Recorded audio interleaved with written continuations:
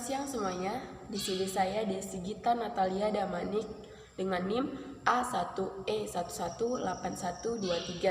Saya adalah mahasiswa Universitas Jambi, Fakultas Keguruan dan Ilmu Pendidikan, jurusan Bimbingan dan Konseling angkatan 2018. Di sini saya akan menampilkan sebuah video untuk memenuhi tugas daripada ujian akhir kuliah saya dengan dosen saya yaitu Bapak Afan Yusra SPD NPD dengan mata kuliah Prosedur Konseling dalam Kelompok. Berikut adalah videonya. Sebelum itu saya akan menjelaskan apa itu konseling kelompok. Konseling kelompok adalah kegiatan layanan bimbingan dan konseling di mana dalam kegiatan ini terdiri dari pemimpin kelompok dan anggota kelompok. Pemimpin kelompok itu bisa disebut dengan konselor. Konselor yang sudah profesional ataupun ahli untuk melakukan kegiatan tersebut, dan anggota-anggota yang benar-benar memerlukan setiap bantuan yang dilakukan oleh setiap baik itu dalam sekolah ataupun di luar sekolah. Dalam konseling kelompok ini, materi atau masalah yang akan dibahas berasal dari setiap individu tersebut. Nantinya individu akan menyampaikan masalah-masalah mereka dan akan disepakati masalah siapa yang akan dibahas. Dalam konseling kelompok ada asas-asas yang harus dipatuhi. Yang pertama adalah asas kerahasiaan, di mana dalam melakukan kegiatan ini, seorang pemimpin kelompok harus mengatakan bahwasanya setiap anggota kelompok harus bersedia menyimpan atau merahasiakan setiap masalah-masalah yang sudah disampaikan. Yang kedua, asas keterbukaan. Dalam asas keterbukaan, anggota diharapkan untuk saling terbuka dan berkata sejujur-jujurnya tanpa ada paksaan. Dan ini juga bisa masuk ke dalam asas kesukarelaan. Di asas kesukarelaan ini, setiap anggota harusnya benar-benar mengatakan masalah yang mereka alami tanpa menutup-nutupi. Yang selanjutnya ada asas kenormatifan. Dalam asas kenormatifan, seharusnya setiap anggota akan mengatakan bagaimana mereka mengatakan hal-hal yang sesuai dengan norma dan hukum-hukum adat yang berlaku tanpa menyinggung perasaan satu sama lain. Dan yang terakhir yaitu ada asas kegiatan, di mana dalam asas kegiatan ini setiap anggota benar-benar harus ikut serta berpartisipasi dan aktif dalam kegiatan tersebut. Itulah asas-asas yang harus dipatuhi dalam kegiatan konseling kelompok. Baiklah, langsung saja kita saksikan video tentang konseling kelompok yang telah saya lakukan bersama anggota saya. Selamat siang anak-anak. Siang, Bu. Ya, sesuai dengan kesepakatan kita yang sudah kita tentukan kemarin, bahwasanya hari ini kita akan melakukan kegiatan layanan konseling kelompok, ya kan? Nah, sebelum kita memulai kegiatan kita, ada baiknya kita berdoa menurut agama dan kepercayaan kita masing-masing. Yang mau memimpin doanya siapa? Kami itu Desianti. Oke. sebelum kita mulai pelajaran kita hari ini, mari kita berdoa menurut agama dan kepercayaan kita masing-masing. Amin.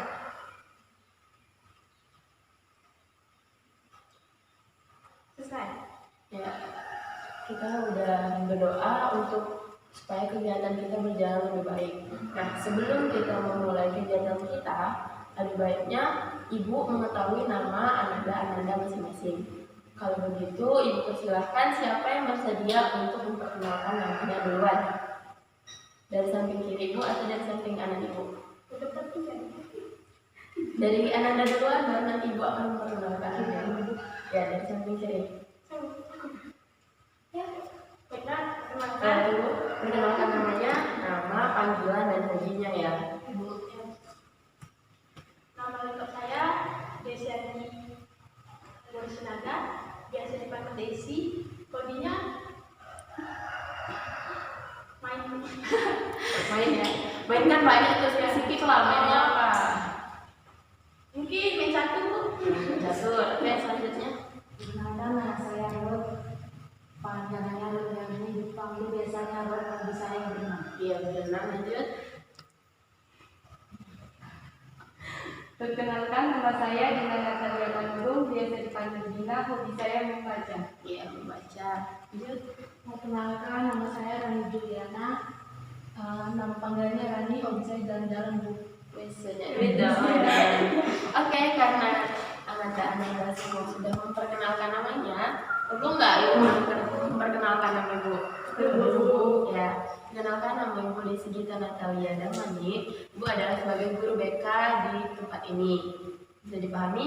Bisa, Bu. Nah, sebelum kita memulai kegiatan lebih lanjut, di sini ada hal-hal yang harus Ananda ketahui dalam kegiatan ini. Sebelumnya ada yang tahu nggak sih apa itu konseling kelompok? Ya, siapa yang tahu konseling kelompok itu seperti apa gitu? Belum Ibu paparkan secara jelas. Mungkin tempat kita untuk sharing-sharing masalah apa gitu. Ya, tempat untuk sharing-sharing. Mungkin ada yang lain? Ini Bu, konseling yang diadakan lebih dari satu orang. Ya, konseling yang dilakukan lebih dari satu orang. Ada yang lain lagi? Ada? Tidak? Oke, baiklah. Di sini Ibu akan jelaskan apa itu konseling kelompok. Jadi gini ya, konseling kelompok itu adalah kegiatan layanan yang dilakukan oleh seorang konselor atau pemimpin kelompok. Nah, pemimpin kelompok itu biasanya disebutkan sebagai ibu, sebagai pemimpin dalam kegiatan hari ini.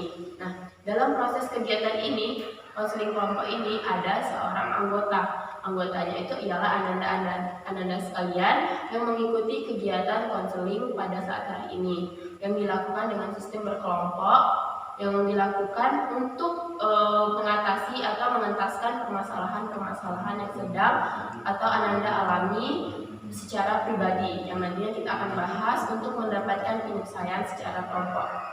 Ada yang tahu nggak sih tujuan dari konseling kelompok ini apa? Karena Ibu sudah paparkan mengenai penjelasannya. Nah, karena Ibu sudah paparkan penjelasannya, kira-kira apa sih tujuan kita melakukan proses kegiatan hari ini? Supaya apa? Supaya bagaimana? Ataukah apa yang akan kalian rasakan saat kita melakukan kegiatan hari ini? Mungkin ada yang tahu, bisa dipaparkan. Tidak usah takut salah, Ibu tidak akan memarahi. Yang penting kalian enjoy, kita sama-sama tahu. Ya?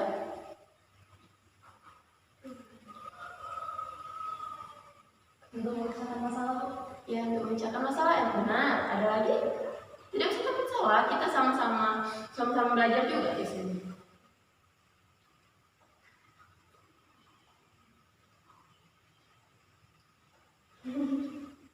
Ayo. Ya, tujuannya benar ya. Tujuannya untuk memecahkan masalah. Namun memecahkan masalahnya di sini kita dengan sistem berkelompok. Jadi kalian tidak, kalau kita sendirian terus kita bingung, kita memiliki masalah, bagaimana ya cara saya harus mengatasi masalah saya? Pasti kita bingung kan? Cuman di sini kita berkelompok, kita bersama-sama bagaimana caranya kita untuk mengentaskan atau menyelesaikan masalah kita masing-masing. Sampai sejauh ini bisa dipahami? Ya, oke. Kita lanjut. Sebelum kita melakukan kegiatan ini, ada poin-poin yang harus Ananda pahami. Yang pertama, Ananda harus aktif berperan saat kegiatan ini. Semuanya harus saling mengeluarkan pendapat, semuanya harus saling mengungkapkan apa yang emang harus disampaikan gitu kan. Yang kedua, Ananda tidak dipersilahkan memainkan handphone atau melakukan kegiatan-kegiatan yang lain. Ananda juga tidak boleh memotong pembicaraan, baik itu dari ibu ataupun temannya yang sedang menyampaikan permasalahannya. Jadi harus sebelum ibu persilakan sebagai pemimpin kelompok, kalian tidak berhak untuk memotong pembicaraan kita pada hari ini. Sampai sini bisa dipahami? Oke, kita langsung masuk ke intinya. Ada yang mau menceritakan masalahnya?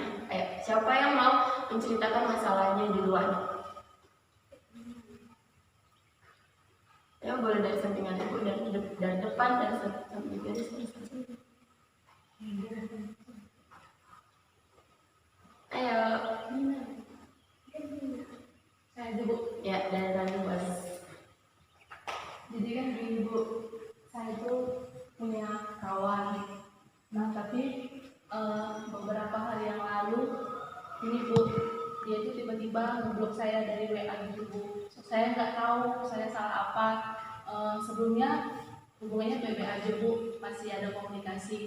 Tapi nggak tahu kenapa dia tiba-tiba ngeblok saya gitu Bu. Sebenarnya dia ada masalah sama kakak kos saya, tapi saya jadi kena imbasnya gitu Bu. Dia juga jadi ngeblok saya gitu. Saya nggak tahu Bu, salah saya apa, tapi dia beralasan Bu pas saya nanya dari telepon saya, dia bilang Bu, katanya HP dia lagi rusak, justru dia pakai HP abang dia, jadi katanya semua kontak di WA dia diblok sama abangnya, tapi pas saya tanya sama kawan-kawan saya yang lain, enggak Bu, mereka nggak diblok, cuman saya aja kayaknya yang diblok sama dia Bu, sama kakak kos saya juga. Oh, berarti masalahnya itu Ananda Rani ini tiba-tiba diblok oleh temannya tanpa tahu apa sebab dan akibatnya. Oke, yang lain mungkin ada yang mau share masalahnya? Siapa duluan? Ayo.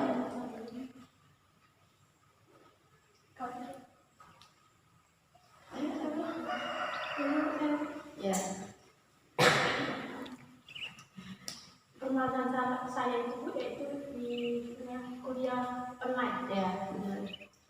Saya merasa kesulitan, apalagi dengan prodi yang saya ambil yaitu pendidikan matematika. Jika dibuat kuliah online, saya mengalami kesulitan untuk memahami rumus-rumus atau mata kuliah yang berhubungan dengan di mana situasi sekarang tempat kita ini susah menangkap sinyal. Ya. Jadi permasalahan dari Ananda Syanti itu bagaimana karena masalah COVID atau virus corona, sehingga setiap sistem pembelajaran yang menjadi kuliah daring, apalagi dengan prodi matematika mempersulit ya dalam menangkap materi-materi yang disampaikan dosen. Oke, selanjutnya, ayo.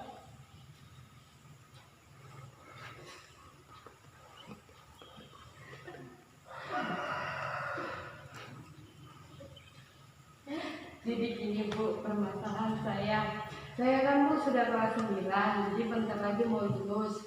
Cuman Bu, saya bingung sekali harus melanjutkan sekolah di mana Bu. Apakah saya harus melanjutkan sekolah yang jauh dari lingkungan rumah atau yang di dekat lingkungan rumah? Berarti masalah yang dialami oleh Ananda Nina itu dia kesulitan memilih sekolah yang akan dilanjutkan lagi ya untuk sekolah menengah atas gitu.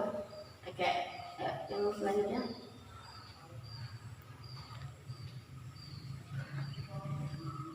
Masalah saya gitu Bu, teman saya tiba-tiba musuhi saya, tapi saya tidak tahu apa permasalahannya Bu.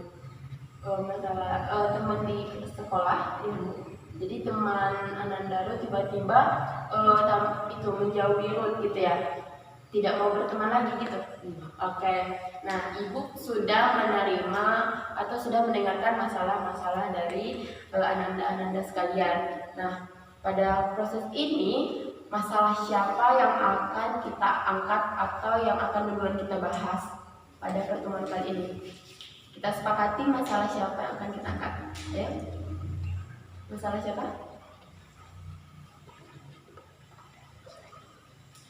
Ayo, boleh semuanya kalau mendapat masalah ini aja Bu, gitu. Nanti kita sepakati, kita bahas lagi. Kalau memang masalah dari teman-teman, dari Ananda semua emang itulah yang harus kita bahas pada hari ini. Ya. Masalah siapa? Kira-kira?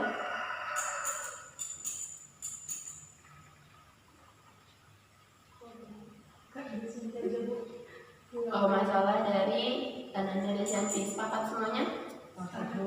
Kenapa kita harus memilih masalah daripada Ananda Syanti? Karena kita memang lagi mengalaminya sekarang. Iya, lagi mengalaminya. Ada yang lain?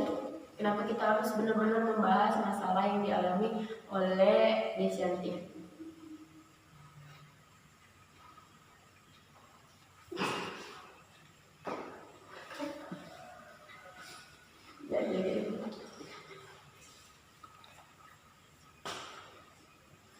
Karena ini Bu, kan hampir semua kita mengalami dan kita juga butuh jalan keluarnya itu seperti apa Bu, kan penting juga buat kita. Oke, baiklah. Jadi kita sepakati bahwasanya pada pertemuan hari ini kita akan membahas masalah tentang pembelajaran daring atau pembelajaran online yang kadang-kala menyulitkan baik itu mahasiswa, baik itu siswa, bahkan orang tua, benar? Oke. Nah, sebelum kita akan membahas masalah itu, biar kita lebih rileks dan lebih santai, di sini Ibu ada games kecil. Nah, gamesnya itu kelipatan 3. Jadi misalnya berhitung dari sini 1, 2, dot. Kalau menyebut angka 3, 6, 9 dan selanjutnya harus ucap kata dot. Nah, jadi 1, 2, dot, 4, 5, dot, kayak gitu ya. Jadi harus bergiliran. Siapa yang salah nyebut, misalnya pas angka 9 dia nyebut 9, nanti kita akan kasih hukuman. Setuju? Oke, kita mulai dari sini. Ya, mulai. Ya. 1, 2, dot, 4, 5, 6. Salah. Oke, nggak apa-apa. Ini apa ya? Untuk pemanasan gitu ya. Nanti kita kalau Ibu bilang kan tadi 3, 6, 9, 12 dan selanjutnya itu harus nyebut kata dot gitu. Misalnya kayak Dina dapat 3, berarti Dina harus nyebut dot. Terus dapat 6 nyebut dot, 9 juga nyebut dot, bahkan selanjutnya. Kita batasi sampai 10 aja ya, biar jangan bingung. Jadi kita mulai berhitung dari Dina. 1, Ke sini. 2, dot, 4, 5, dot, 7, 8, dot, 10. 11. Ulang ada satu lagi. Saya punya batasnya 10. Oke, kita ulang sekali ya. Kalau nggak ada yang salah berarti memang benar-benar fokus. Kita ulang dari root ke sini. 2, Dot, 5, dot, 7, 8, dot, 10. Oke, terima kasih. Nah, kalau anak-anak semua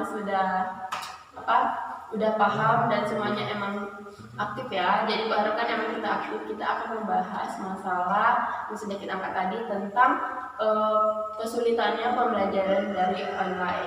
Oke, mungkin boleh dari anak Dede Shanti dulu menceritakan keluh kesah selama pembelajaran daring. Kita harus dengerin dan kita akan bahas. Kesulitannya ya Bu. Ya Bu. Kesulitan saya melakukan pembelajaran online atau belajar jauh itu. Kesulitannya yaitu memahami rumus-rumus yang diberikan dosen terhadap saya. Kemudian saat situasi di tempat tinggal tempat tinggal kita ini sangat susah jaringannya. Itu masalah kedua, kesulitan yang kedua. Yang ketiga ya masalah kuota internet. Benar-benar internet ya. Mau nggak mau harus standby di depan HP kamu. Padahal pekerjaan banyak Iya. lah sebenarnya. Ya, Itulah itulah tiga itulah intinya. intinya. Yang pertama itu ialah susahnya jaringan di tempat tinggal kita. Yang kedua juga masalah kuota ya, yang emang di tempat kita jaringannya udah susah dan emang mahal untuk jaringannya, biayanya mahal. Terus yang terakhir Sulit memahami materi. Iya, sulit memahami materi, apalagi kalau materi-materi pembelajaran seperti matematika yang berhitung-hitungan, emang harus benar-benar guru yang menjelaskan gitu ya. Nah, kira yang lain ada yang merasakan keluh kesahnya selama pembelajaran online? Sistemnya apakah sama atau bagaimana mungkin? Sama Bu. Ya, kesulitan yang lain mungkin karena tidak punya HP atau harus membagi waktu. Ini sibuk tambahannya listrik kan juga di tempat kita ini ya diperlukan sering mati dulu.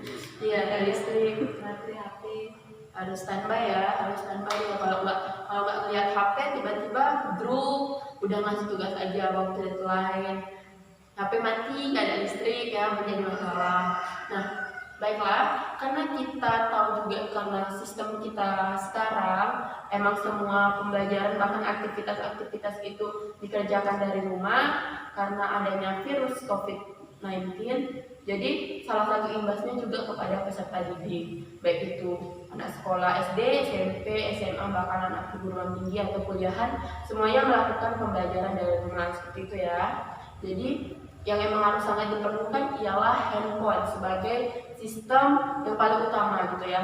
Mungkin kalau pendidikan mungkin juga ada yang sekarang sudah dari rumah, yaitu dari televisi kah, dari guru dari TV. Cuman banyak guru-guru dari sekolah kita memang yang memberikan tugas dari mereka sendiri. Jadi kadang kitanya sulit membagi waktu juga, kayak yang kata anak dosen tadi, tidak sulit memahami materi yang disampaikan oleh gurunya. Salah satunya juga kuota internet yang mahal, bahkan jaringan saat kita akan mengirim tugas yang susah ya. Nah, untuk kita membahas ini, kira-kira bagaimana sih kalian menyikapi atau bagaimana supaya kalian bisa tetap belajar walaupun dengan sistem yang sekarang ini gitu. Ada yang mau pendapatnya mungkin? Mungkin kan kita sulit dengan sistem yang sekarang, namun karena sulitnya ini kita tapi tetap mengusahakan bagaimana supaya caranya kita bisa tetap mengikuti kegiatan kita gitu. Dengan cara apa mungkin yang sudah anak-anak lakukan dari rumah sekarang, yang hampir kurang lebih ya 2 bulan lebih kita sudah melakukan setiap aktivitas kita dari rumah. Nah, mungkin ada yang mau ngomong kayak gini loh Bu, selama pembelajaran di rumah memang sulit, tapi ya terserah kalian apa yang kalian rasakan selama pembelajaran kita akan selesaikan bagaimana memecahkan masalah kita ini gitu, agar kita bisa tetap belajar dan kita bisa memperoleh hasil yang baik walaupun dengan sistem daring atau belajar dari rumah gitu. Ya mungkin kasih ungkapan-ungkapannya, nggak apa-apa, nggak usah takut. Berusaha minta apa? Minta duit Bu. Bukan. Di kota internet.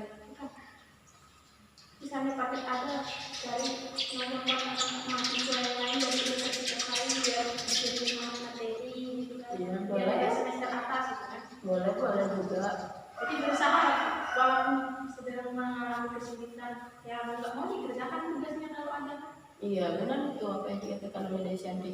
Walaupun kita sulit, tetap harus dikerjakan gitu kan. Mungkin kita ngeluh kayak mana sih ya guru-guru ini kan tugas-tugas yang lain banyak.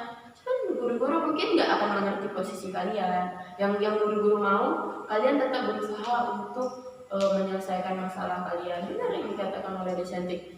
Yang ada di WA kita yang beda-beda sekolah, kita mintain nomor-nomornya, kita tanyain ke mereka materi tentang ini gimana gitu kan. Boleh ada yang lain mungkin dengan cara seperti apa?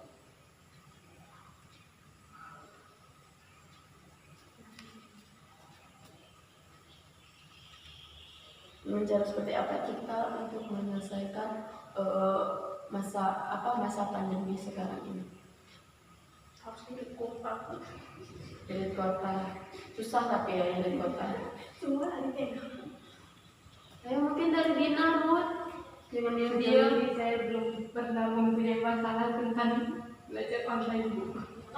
Iya, cuman mungkin bisa nengok lingkungan sekitarnya, baik dari kakak ataupun adik, yang mereka kesulitan dalam belajar karena masalah online. Iya, nggak punya HP juga salah satu masalah terbesar ya, karena kita ketinggalan materi. Mungkin yang lain, sampai anak tetangga masih ke rumah. kayak Tetap sinyal, ada usahanya sendiri. naik ke atas bukit, Pohon. ke atas pohon, supaya mendapatkan sinyal, bisa ngirim tugas. Akhirnya mungkin ada ini. Melalui email. Iya. Atau upaya apa yang akan kalian lakukan agar kalian bisa tetap belajar? Upaya apa yang kalian lakukan agar kalian bisa tetap mengikuti setiap pembelajaran, walaupun ya misalnya kayak nggak punya HP tapi tetap bisa ikut belajar, atau kalau misalnya nih lu punya HP tapi lu mau tetap belajar, mungkin yang kayak kata anak Indonesia tadi ke teman-teman atau ke rumah saudaranya yang bisa membantu kita, itu salah satu usaha ya. intinya kita mau berusaha aja itu. Kalau kita udah mau berusaha pasti akan ada jalannya sih kalau menurut ibu ya. Kita tetap memiliki usaha untuk bisa tetap belajar gitu kan. Jangan sampai kita di rumah aja, disuruh di rumah, tapi kita sama sekali nggak ada usaha untuk belajar. Itu sama aja kita kayak pasrah tanpa usaha. Mungkin kita pasrah, ya mungkin kita pasrah, itu kan capek, banyak tugas, tapi kita tetap berusaha. Usaha itulah mungkin yang nanti bisa dipertimbangkan oleh guru-guru kita, walaupun guru-guru kita nggak secara langsung. Nah, yang ibu mau sejauh ini upaya apa saja yang terus kalian lakukan supaya kalian bisa tetap belajar, supaya kalian tetap bisa ngirim tugas. Nah itu.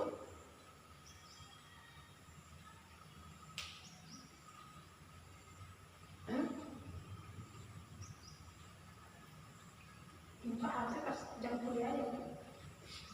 Supaya jadi apa?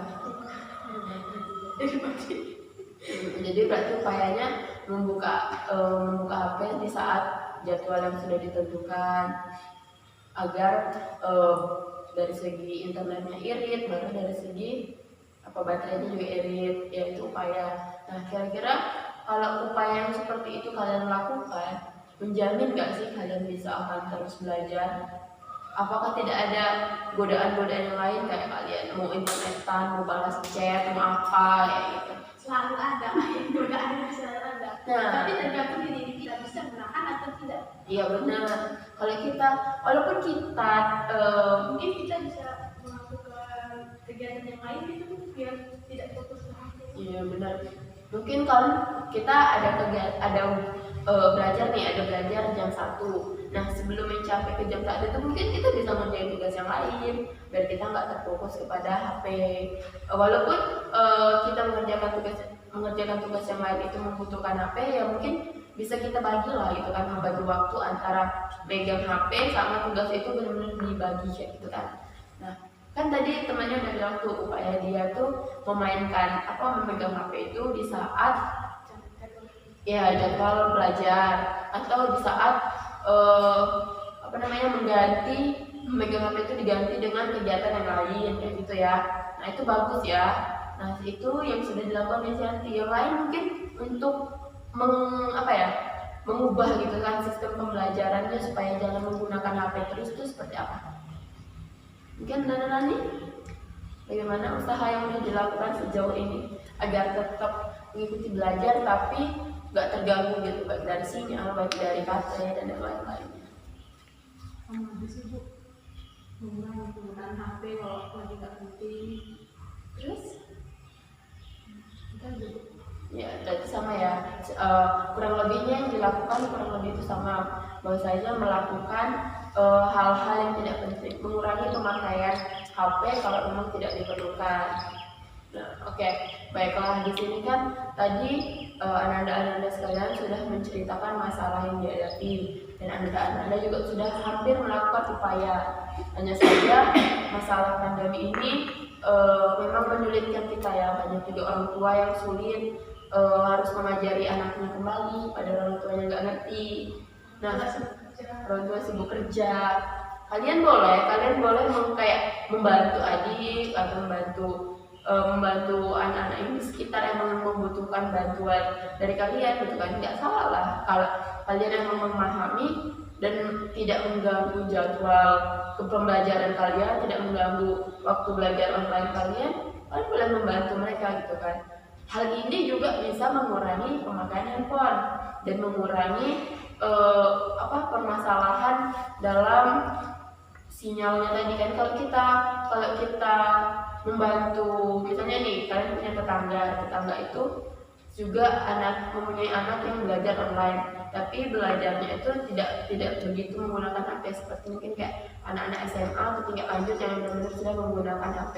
Nah, untuk mengurangi kegiatan kalian memegang handphone, kita bisa membantunya, kayak mengajarinya atau memberikan upaya agar kalian terlepas dari lamanya memegang handphone. Itu juga bisa jadi upaya untuk mengurangi kecanduan kalian memegang handphone. Dengan cara seperti itu, kuota kalian juga lebih irit, baterai kalian lebih irit, yang kayak dibilang dari Rani tadi. Kalau kita memegang handphone terus Bu, baterainya cepat habis, lagi kadang mati lampu, cepat tahunya deadline tugas harus dikirim gitu kan. Nah itu juga bisa menjadi upaya atau salah satu cara untuk mengurangi kalian untuk kecanduan megang HP. Nah untuk sejauh ini ada yang belum mau ditanyakan? Mungkin yang lain? Nah jadi anak-anaknya udah tahu ya bahwasanya supaya kalian bisa tetap belajar, kalian bisa tetap aktif mengikuti kegiatan pembelajaran dengan cara apa tadi? Dengan cara apa aja tadi supaya kalian bisa tetap belajar? Mengurangi pemakaian HP. Terus dengan cara mengurangi pemakaian HP apa saja yang apa saja ya hal-hal yang dimanfaatkan dari mengurangi pemegangan HP secara berlebihan? Mungkin membantu anak-anak misalnya kayak SD, SMP gitu kan, mengerjakan tugas-tugasnya gitu, Iya. tidak mengganggu pembelajaran. Ya itu salah satu yang itu ya supaya cara menguranginya. Nah di saat kalian mengurangi itu hal apa yang menjadi satu keuntungan bagi kalian? Iya baterai tidak cepat habis, dapat pahala, membagi ilmu, kuota juga tidak cepat habis, benar ya. Tidak mau video. Nah jadi membantu di kala pandemi seperti ini, di kala suasana ini juga bagus gitu kan. Jadi masalah pembelajaran online ini bisa ada hal positif dan ada hal negatif gitu kan. Mungkin dari segi negatifnya tadi yang kayak uang kita cepat habis di kota. Nah tapi dari segi positifnya tuh dapat pahala, membantu anak tetangga, membantu teman-teman, nah itu juga baik ya gitu kan. Jadi nggak ada salahnya di kala pandemi sekarang ini atau permasalahan virus corona ini, dengan pembelajaran sistem online kalian bisa membantu orang-orang yang ada di sekitar. Nah mungkin sampai sejauh ini masih ada yang mau ditanyakan? Tidak ada? Nah kalau tidak ada mungkin kita sudah membahas materi ini dan anda juga sudah mengetahui bagaimana langkah selanjutnya yang harus dilakukan agar bisa tetap belajar online dan tetap juga bisa melakukan kegiatan pembelajaran, melakukan hal-hal yang positif selama sistem online seperti ini. Nah, Ibu rasa kita sudah membahasnya lebih dengan jelas. Kepada anda semua, Ibu ucapkan terima kasih yang sudah berperan aktif pada kegiatan hari ini. Ibu rasa kita cukupkan pembahasan kita sampai hari ini dan kita akan lanjutkan atau kita akan bahas materi-materi yang tadi sudah disampaikan pada pertemuan-pertemuan berikutnya. Nah, untuk menutup kegiatan hari ini karena tadi kita bukanya dengan doa, maka kita akan tutup juga dengan doa. Pada Dejanti boleh kita pimpin doanya lagi. Sebelum kita mengakhiri pelajaran kita hari ini, mari kita berdoa. Doa dimulai. Selesai. Oke, karena kegiatan kita sudah selesai, Ibu ucapkan terima kasih kepada anak-anak semua dan mudah-mudahan melalui kegiatan kita kalian bisa lebih mudah dan menyelesaikan masalah pembelajaran online ini dengan baik. Ibu ucapkan terima kasih, selamat siang. Terima kasih telah menyaksikan video saya, telah melihat bagaimana prosedur yang saya lakukan. Saya tahu banyak kesalahan daripada penyampaian saya sebagai pemimpin kelompok karena saya masih tahap belajar. Oleh karena itu, saya mengharapkan Bapak dapat memberikan kritik dan sarannya dalam pembuatan video saya selanjutnya, guna untuk memperbaiki setiap penyampaian dari mulai bahasa dan dari bentuk tubuh ataupun yang lain-lainnya untuk tugas selanjutnya. Saya mengucapkan terima kasih agar apa yang dapat saya buat tadi, video yang saya tampilkan bisa menjadi motivasi bagi yang melihatnya. Di rumah saja, stay at home. Kita berdoa segera pandemi ini selesai.